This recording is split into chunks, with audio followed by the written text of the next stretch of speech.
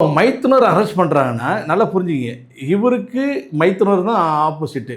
இவருடைய பணத்தை திருடுறது, இவருடைய பிரச்சனைக்குரியது, இவருடைய வளர்ச்சியை தடுக்கிறது எல்லாமே சேர்ந்து குடும்பத்தில் ஒரு மனைவி மைத்துனர் குடும்பமாக சேர்த்துப்பட்ட ஒரு தீட்டப்பட்ட ஒரு சதி. இப்போ இவர் மாட்டுறாருன்னா அதோட பின்னணி என்ன? எங்கள் 2 குழந்தைங்க, இவர் தப்பு ஏன் மைத்துனர் இது பண்ணும்? அப்போ அது பிறகு குற்றம் சாட்டப்பட்டது எல்லாம் அந்த சைடில்.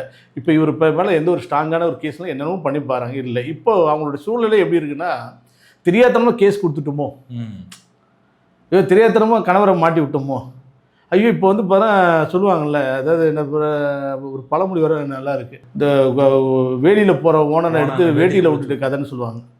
அது குலைக்கீழ சொல்கிறேன், சாரி எதுவும் தப்பாக நினச்சிக்க வேண்டாம். இது எதுக்கு சொல்ல வரேன்னா வந்து பாரு, எங்கேயோ சம்மந்தம் இல்லாமல் இவரை போட்டு தள்ளணும்னு சொல்லிட்டு இவர் போட்ட இது வந்து பாரு, நீங்கள் விசாரணை பின்னணியத்தில் வந்து போக்சோ சட்டத்தில் விசாரித்து இன்றைக்கி அவர் மைத்துனர் திரும்பி வந்து பாரு, அவங்க மனைவி, இதுக்கப்புறம் அவங்க அப்பா வரைக்கும் வந்து பாரு திரும்பி வந்து பாரு ரிவர்ஸில் போய் பாதிப்படையில் இருக்குது. அந்த 2 பெண்மணிகளும் வாக்குமூலமே கொடுத்தாச்சு. எங்கள் மாமா எந்த தவறும் செய்யலை, அவருக்கு இதுக்கு எந்த இதுன்னு சொல்லிட்டு இந்த காரியங்கள்லாம் ரெக்கார்ட் பண்ணப்பட்டு இந்த போலீஸாருடைய விசாரணையின் அடிப்படையிலையும் போயாச்சு. காவல்துறை என்றைக்குமே வந்து பிறகு நேர்மையாக நடந்துக்கும். அதே போல் வந்து பிறகு சட்டமும் தன் கடமை செய்யும். நான் அதான் சொன்னல அன்றைக்கி, அவர் தப்பு பண்ணார், எல்லாத்தையும் வந்து பிறகு ஏமாற்றிட்டு வர சொல்ல, இவர் கடவுளுடைய பார்வையில் வந்து பாருங்கள் அவருக்கு நேர்மையாளர். நான் தான் சொல்லுவேன், ஒரே ஒரு வார்த்தை சொல்கிறேன், கெட்டவன்றதுக்கும் கேவலமானவனுக்கும் நிறைய வித்தியாசம் இருக்குது.